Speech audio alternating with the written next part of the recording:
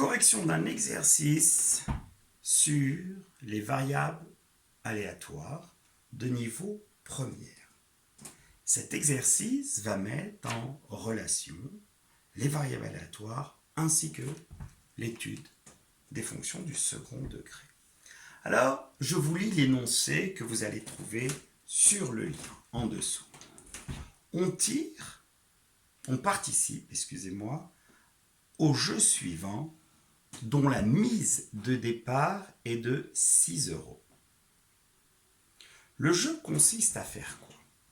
Alors, vous allez, dans un premier temps, tirer un jeton dans un sac qui contient un jeton qui rapporte 10 euros, 5 jetons qui rapportent 5 euros et N jetons qui ne rapportent rien. C'est toute la difficulté de cet exercice. C'est que précisément, vous n'avez pas le nombre de jetons. Ça dépend d'un paramètre, d'une variable ici. Donc je note au tableau, on a dans ce sac un jeton qui rapporte 10 euros, 5 jetons qui rapportent chacun 5 euros et N jetons rapportant chacun 0 euros. Alors maintenant qu'on a tiré un premier jeton, on va le sortir de ce sac et on va en tirer un deuxième. N'oubliez pas que pour participer à ce jeu, on a misé 6 euros. Et la question que l'on se pose ici, c'est de savoir si il existe un entier n, c'est-à-dire un nombre de jetons rapportant 0 euros, de sorte que ce jeu soit équitable. Équitable, c'est-à-dire qu'il n'est ni en faveur de l'organisateur, ni en faveur du participant. Et de ce fait, si jamais on introduit la variable aléatoire associée au gain algébrique, positif ou négatif, alors cette variable aléatoire a pour espérance 0, c'est-à-dire qu'en moyenne, on peut espérer gagner 0 euros. Donc, voilà l'énoncé. Alors, comment faire un tel exercice? On va, dans un premier temps, introduire des événements, construire un arbre de probabilité, à partir de cet arbre, décrire la loi de probabilité de G et voir si il existe une valeur de n de sorte que espérance de G égale à 0. Alors, comment faire pour construire un arbre de probabilité? Alors, l'arbre de probabilité, il va se présenter sous cette forme. Pour le premier tirage, on a 3 possibilités.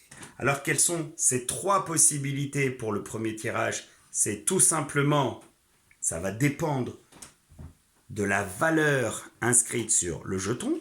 Donc, ce premier jeton, il a pour possibilité soit de rapporter 10 euros. Alors, on va différencier l'événement associé au premier tirage du deuxième. Donc, on va appeler D1, c'est l'événement, le premier jeton rapporte 10. C'est pour ça que j'ai choisi D. D comme 10 euros. Ensuite, on va introduire ici l'événement C1 rapporte 5 euros et en dessous, Z1 rapporte 0 euros. Et maintenant, on va par la suite considérer le deuxième tirage. Mais que remarque-t-on dans ce cas précis? Comme il n'y avait dans ce sac uniquement un jeton rapportant 10 euros, si jamais on l'a tiré lors du premier tirage, il n'y a plus de jetons rapportant 10 euros par la suite. Donc ici, on n'a que 2 possibilités qui seraient C2 et Z2, c'est-à-dire le deuxième jeton rapporte 5 euros ou le deuxième jeton rapporte 0 euros.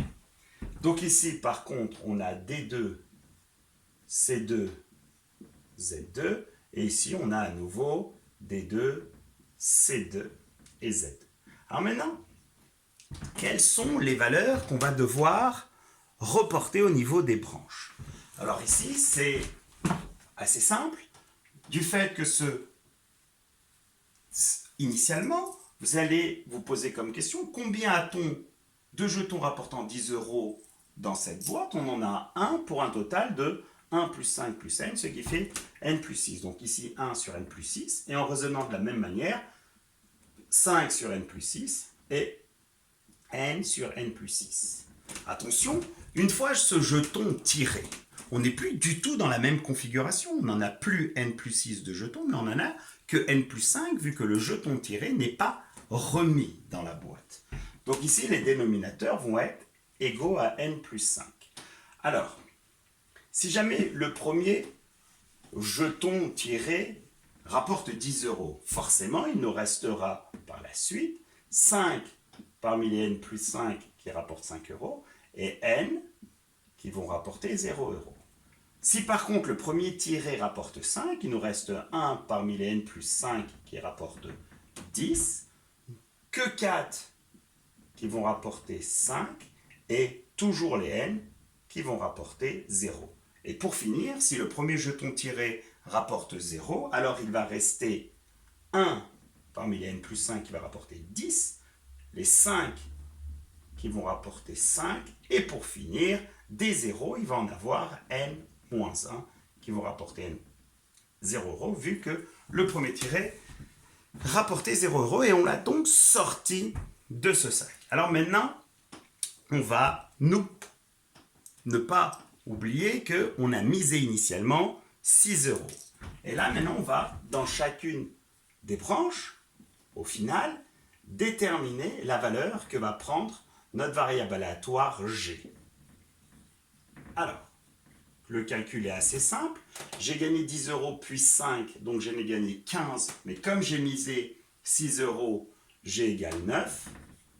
10 moins 6, G égale 4. 5, donc 15, on retrouve 9. 10 moins les 6, on a à nouveau 4.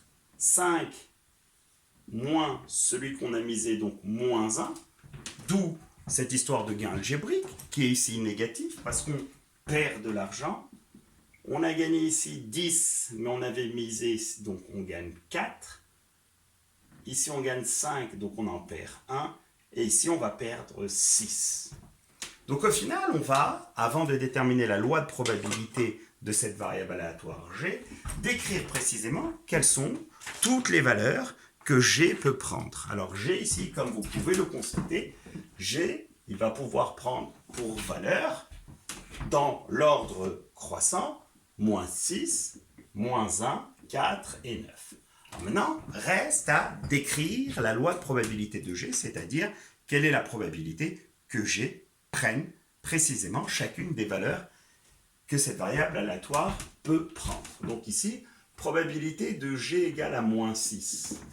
Donc G égale à moins 6, il n'y a forcément que cette possibilité, à savoir que Z1 et Z2 sont réalisés.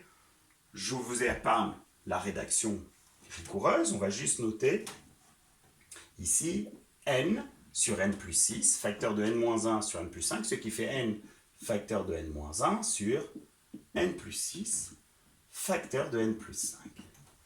Par la même occasion, si je vous demande la probabilité que G égale à moins 1, attention, on a une possibilité là et une possibilité là. Donc, on va décrire ce qu'on appelle la loi de probabilité totale.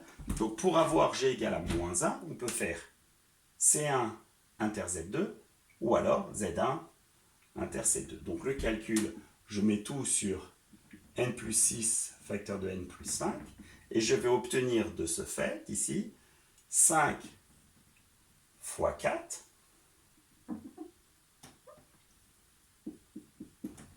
ensuite, non, excusez-moi, 5 fois n,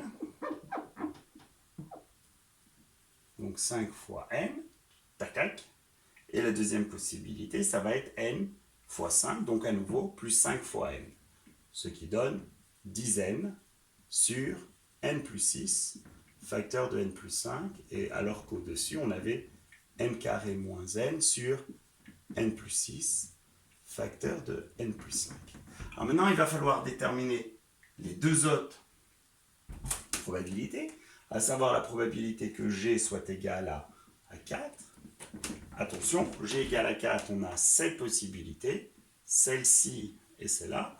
Donc le calcul s'obtient en faisant une fois n, ce qui fait n, plus 5 fois 4, ce qui fait 20, plus n fois 1, ce qui fait n. Donc 2n plus 20, n plus n étant égal à 2n, sur n plus 6, facteur de n plus 5.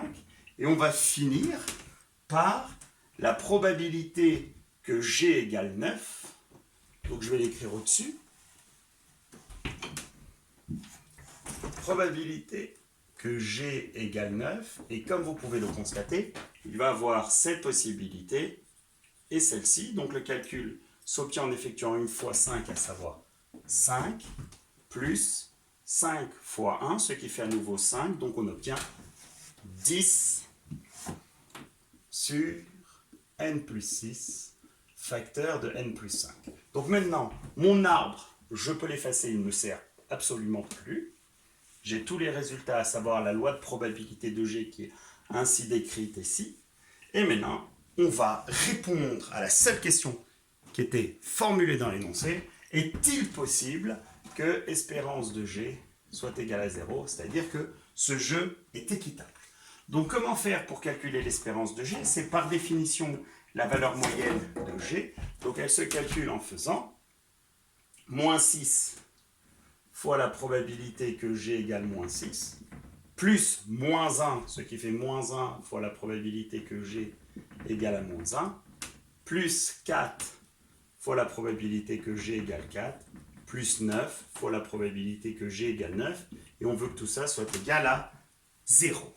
Donc on va retranscrire les choses, moins 6, donc il va rester moins 6 facteur de n carré moins n, ce qui fait moins 6 au carré plus 6n. Le tout, de toute manière, le dénominateur étant commun à tout, n plus 6 facteur de n plus 5. Ensuite, moins 1 fois ça, donc ça va faire moins 10n. Ensuite, plus 4 fois la probabilité que j'ai, donc plus 4, donc il va rester plus 8n plus 80. Et on finit plus 9 fois ça, plus 90. Et on veut que tout ça soit égal à 0.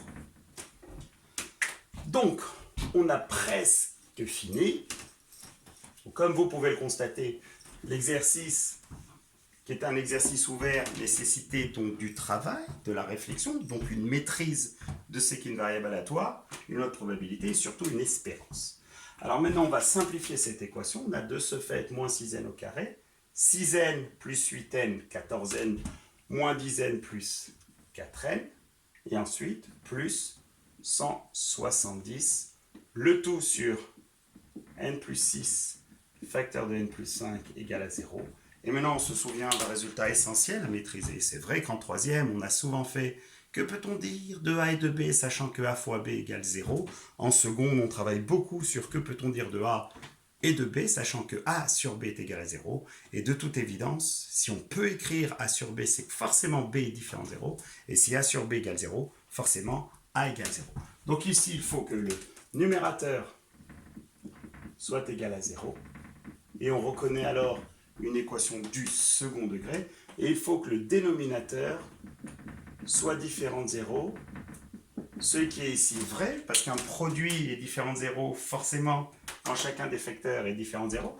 Et c'est le cas parce que n, c'est le nombre de boules rapportant 0, et c'est forcément un entier supérieur ou égal à 0. Donc n plus 6 est supérieur ou égal à 6, donc différent de 0. Et n plus 5 est supérieur ou égal à 5, donc différent de 0.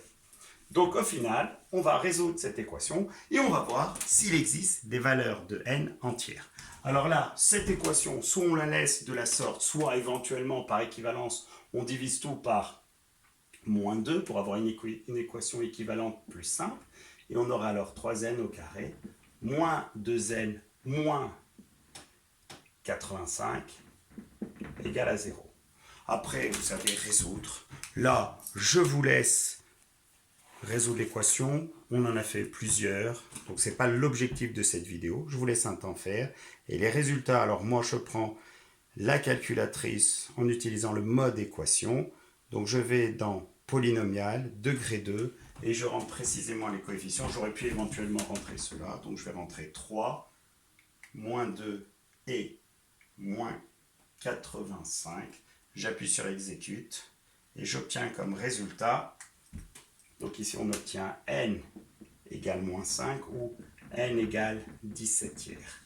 Or, il est impossible que n égale moins 5 parce que n est un nombre de jetons, donc forcément un entier positif, et il est impossible que n soit égal à 17 tiers, parce que 17 tiers n'est pas un entier, encore moins positif. On répond à la question, il n'existe pas de boule rapportant 0 €, de sorte que ce jeu soit équitable. Reprenez cet exercice et surtout, essayez d'être capable de refaire par vous-même, de tenir ce type de raisonnement. Bonne soirée.